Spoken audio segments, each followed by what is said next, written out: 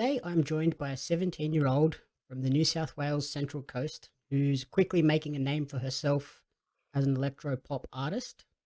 Welcome to Pario magazine, Neve. Thank you for having me. How's everything at the moment? Is it wet up there today? It's a little bit, yeah, it's been raining quite a lot, which I kind of like to be honest, but yeah, I don't know, it's not too hot, which is nice. Oh, we're getting the rain and the heat, so that's great fun where I am. Yeah. It's just It's a bit sweaty and it's a yuck. bit humid. It's a bit humid, but it's not too I burn so easy, I mean, like so that's why I'm like I kind of like the rain, which is strange, but but it's good. Suppose it's good to be in the studio when it's like that anyway, so gives you a good chance to write some music. Yeah, absolutely. Absolutely perfect day for studio. Yep. So we're here today to chat about your new single, "Talking to the Devil." Before we get there, though, are you able to give our audience a little bit of an introduction on yourself and your creative journey so far? Yeah, sure. So, I think you mentioned I'm Neve. I'm 17. I'm from the coast or the Central Coast, Australia. And I am, as you also mentioned, I just finished, well, I'm almost about to finish my HSC. So I'm kind of just starting to kick into a full-time music career, hopefully.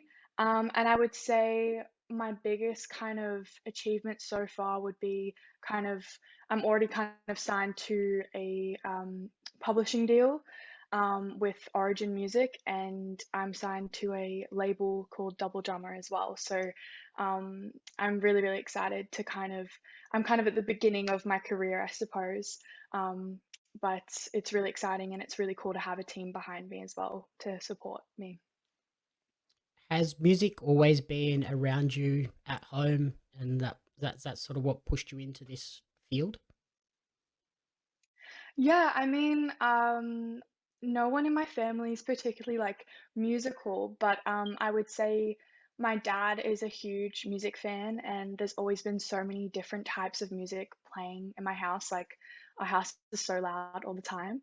And I guess, I don't know, me and my sister are kind of a bit musical. You know, she's a bit of a singer as well, and she plays the drums and things like that. Um, and I don't know, I've kind of always been singing, and I think my mum kind of picked up on that, and she was like, "Oh, like let's just take you to singing lessons or whatever," and it kind of just went from there. And then I gained confidence and stuff. But yeah, I've just always had a really supportive family for music, even though they're not technically musical themselves. Okay. Did your sister do any drumming on some of your music? She hasn't, no, because I mean she's younger than me, so she's not exactly I don't think she's confident enough to kind of do that yet, but I really, really look forward to maybe writing some stuff with her and perhaps like getting her to perform with me. I think that's something that I'd really, really love to do in the future, but she's a bit shy. But she's definitely got a great voice. Okay. And who would you say are some of your biggest musical influences? Hmm. I would say Adele is someone that she's just incredible. She just came out with like a new album. I'm sure you've heard, but she has always been such an inspiration for me. I'd also say a bit of a weird one, David Byrne. He's kind of been a huge influence in my life because my dad loves him so, so much. And I think even just from a creative standpoint, the way he can just adapt and change and um and create new things all the time as like a creative person. He's so inspirational from that point. And I just love his music so much as well. But other than that, some more like contemporary people, I would say Lennon Stella, Sabrina Carpenter, and maybe B Miller as well. They're probably my biggest influences. Okay. And then with the new single, "Talking to the Devil," sort of listening to it, it seems like it's a pretty personal story. Is that correct? Mm. Yeah, yeah, it did come from a personal space. And so I kind of, when I write songs, I can kind of go from either a personal space or kind of writing a story about based on someone else's experiences or whatever. But for this one, yeah, it did come from a personal space, and it was kind of from the perspective of like the victim in a space where someone's trying to restrict the growth of like a relationship. And I was in a relationship at the time, and so I wanted to write about that, and kind of the internal battle of like choosing not to fall to their level, and maintaining like who you are as a person in that kind of struggle. So that's what the song's about. And I'm really, I think ever since I wrote it, I knew I wanted it to be released because it's something that obviously I really resonate with because it was a personal experience. But um, it's just, I think it's one of those songs that it really resonates with exactly how I was feeling, and it's an emotional kind of time capsule, I think, of that experience. Was it a difficult topic to broach and sort of dive deeper into when writing the song, or did you find that it was rather helpful getting through that period? I would say it was very therapeutic. I think through writing that, I didn't feel like I had to lash out or do something stupid. I kind of, um, used that as a mechanism to kind of express how I'm feeling, um, and then to kind of trap that emotion, in a sense, in the song, and so that I don't really have to feel that anymore. It's kind of just it's had its moment. It's kind of out, and it really was therapy for me. Is it a song that you've sort of found a lot of people are resonating with? I have. I mean, a lot of my friends in particular have reached out and said that they really, really like it. And something I really love is the fact that people can find their own meanings from it as well, which is really, really cool because um, I think I obviously wrote it from my perspective, but um, I love the idea that people can find their own, they can resonate with it in their own way, and find their own story from it. So in a sense, like I guess there are people that will have a similar experience, but I think hopefully it's a song that can resonate with a lot of different experiences as well. Yeah, I think that's probably a sign of a really well written song when people can come to it and hear the same song, but everybody attaches a different story to it from what they hear. Mm, yeah, thank you. Uh, and the song was crafted after winning a award from the mental health charity Listen Up, the songwriting prize. Is that a cause that you're Yeah. passionate about? Absolutely. I entered the competition for that in, I think it was like 2019, but then it got kind of pushed back to 2020. And through the semifinals, and we didn't actually get to do the final because of COVID. Um, but through in like actually, I'm actually really, really good friends with the, I guess, founder of the organization, and they're such a great organization for mental health in the music industry. And I think that these competitions really bring awareness to that. And I can't recall exactly the theme that it was for my competition that I entered. But essentially, they come up with themes, I think, every year. And you have to kind of write a song that resonates with a kind of mental health issue, or experience. So I think through writing the songs that people are coming up with, even just that, like I did not expect to win, but it was, I think, the best experience for me was hearing everyone else's songs that, like, they brought so much to the table and they were just eye opening, and it was really cool to see other people's experiences with mental health. And yeah, they're just an amazing organization overall. Okay. And that's not the only award that you won last year. You also got the Australian Songwriting Award and were nominated for an APRA Song of the Year. How did it feel to achieve those goals as well? Yeah, it was really, really cool. The ASA award, receiving that, I don't even remember putting it in because I think because of COVID, it was pushed back as well. So I think it was even online as well, so we were watching it, and it was really, really cool to, see my name come up as the winner, 'cause I just literally did not expect it at all, and it was, it's a big confidence boost, I think. And it's really cool to have your songwriting skills, recognized, along with some amazingly talented other, Australian songwriters.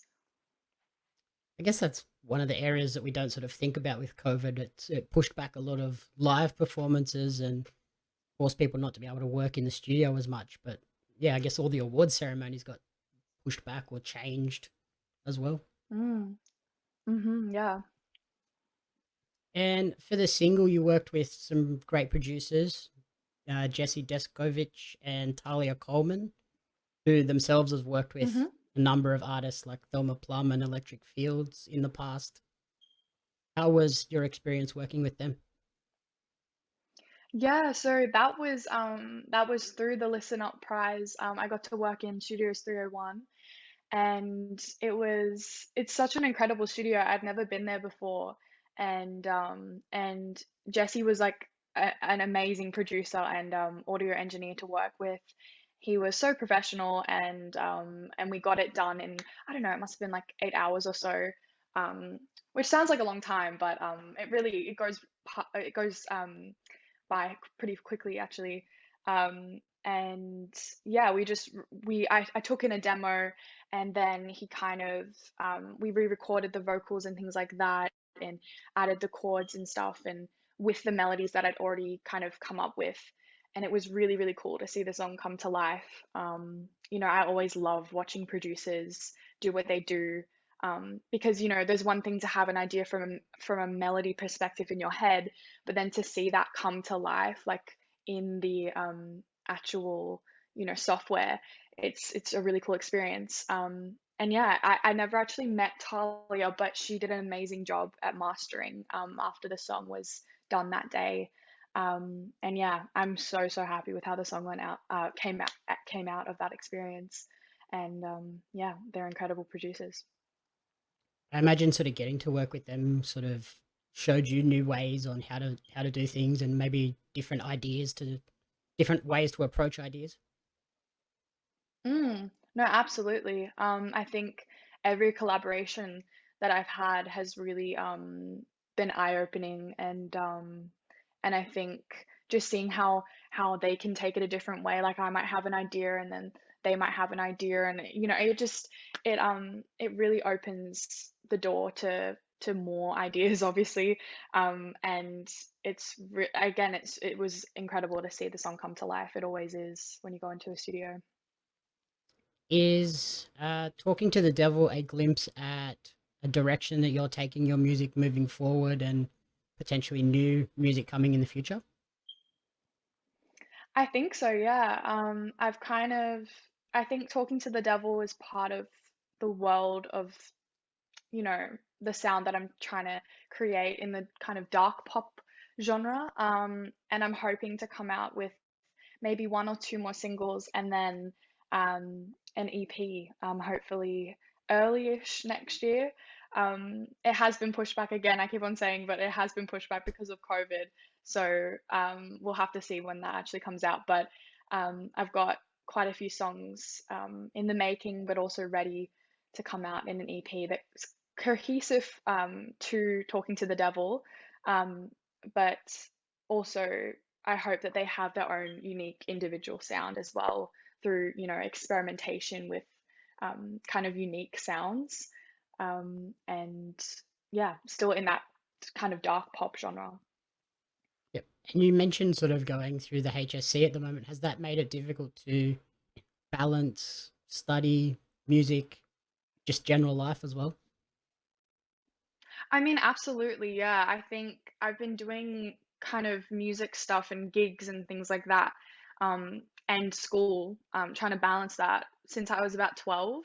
And it's kind of like built up, obviously, as my music career, I guess, has progressed. Um, but yeah, it has been pretty hectic. I mean, the single came out in the middle of my exams. I'm almost done now. But yeah, it has been pretty hectic, but at the same time, it's been a really cool, I'm sure I'll learn a lot from it looking back, like in hindsight, in, a few months or a year or so. I'm sure I'll look back and realize that, a lot of skills of like organization and things like that, I'll definitely have learned from it. So yeah, I wouldn't really take any of it back. Yeah, I guess once school's finished, you'll be working on music and feel like you have so much more time now. No, absolutely. I'm so excited. I'm so excited. And with Australia sort of reopening now, are you hoping to get out and tour the country once exams and everything are finished? Yeah, yeah, yeah.